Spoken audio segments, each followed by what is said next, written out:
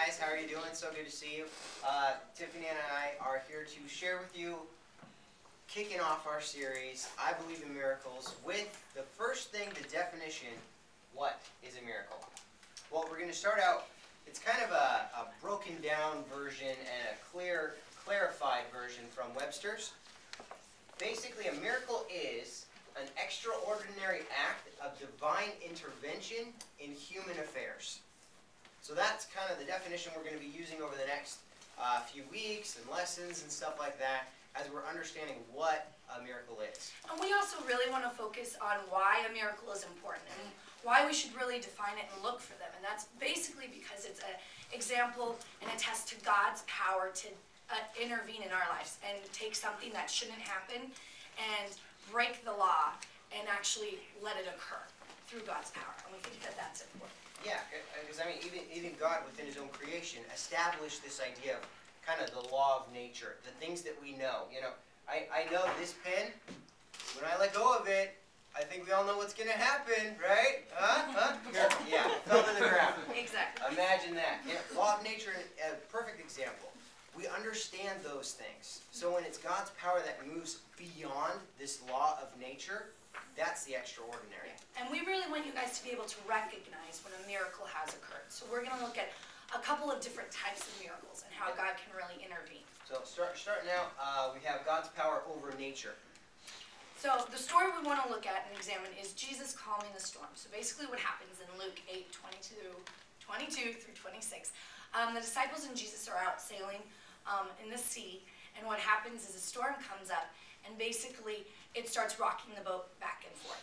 And the disciples, they basically are pansies, kind of, and they get scared and they don't trust, and so they start basically screaming and worrying and doing all this stuff. Yeah, well, I mean, keep in mind, these guys are professionals, all right? They're fishermen. They know what a storm looks like. They know, okay, a little bit of rain and some waves, I'm seasick or whatever, versus a giant squall that will kill us. That's what they're faced with.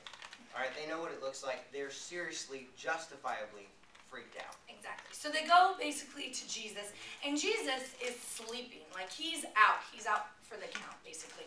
And they wake him up, and they say, Jesus, and they're so scared, they say, we're going to perish. We're going to die. And they basically are running around screaming. And Jesus, being the calm, cool person that he is, gets up, basically goes to the storm and says, all right, wind, peace, be still. And everything is calm. It's basically calmed down. And the disciples are so, like, astounded. And they've been with him, they've seen him do things, and yet their entire response is, this is the man of God, that even the storms and the winds obey him. And really, we think this is important because it really shows the disciples recognizing God's power coming in to a scenario where this shouldn't have happened.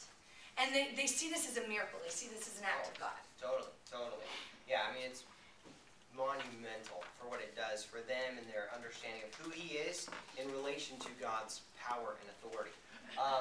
Other thing we're going to talk about is the power over death, even. I mean, that is an exercise of God's power.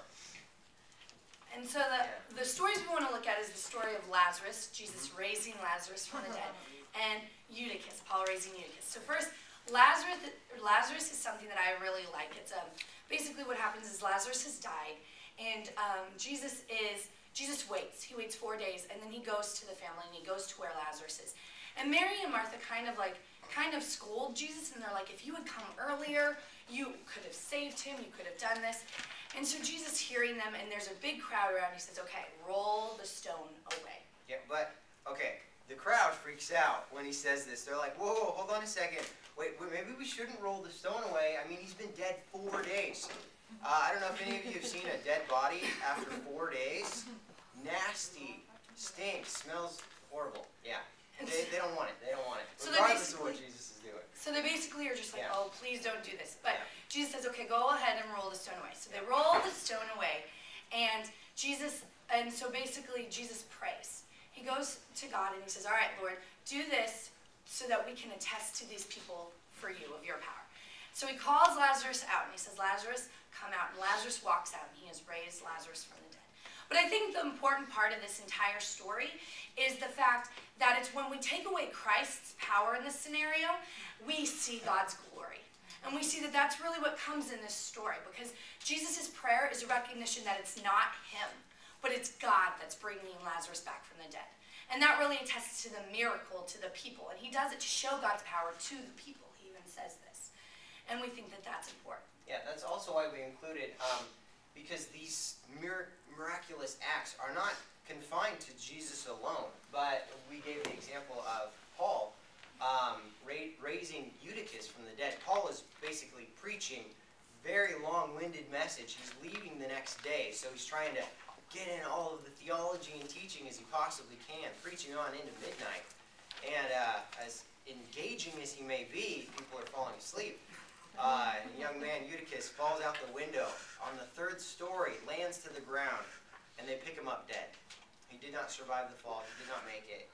And without skipping a beat, without hesitation, Paul walks downstairs, finds the boy, lays over him, puts his arms around him, praying for him, and they pick him up. And he's alive and well and fine. It's just amazing. It's an absolute miracle.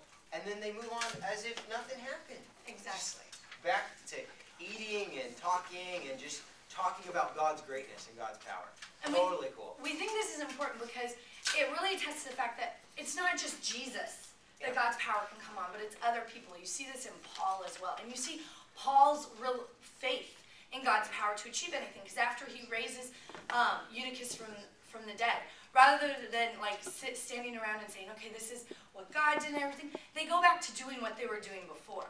Because Paul sees, okay, God has the power to do this, God can move, but we're going to continue on. And we think that that's really something because it attested to all of these people in this crowd that God can really come in and change this scenario.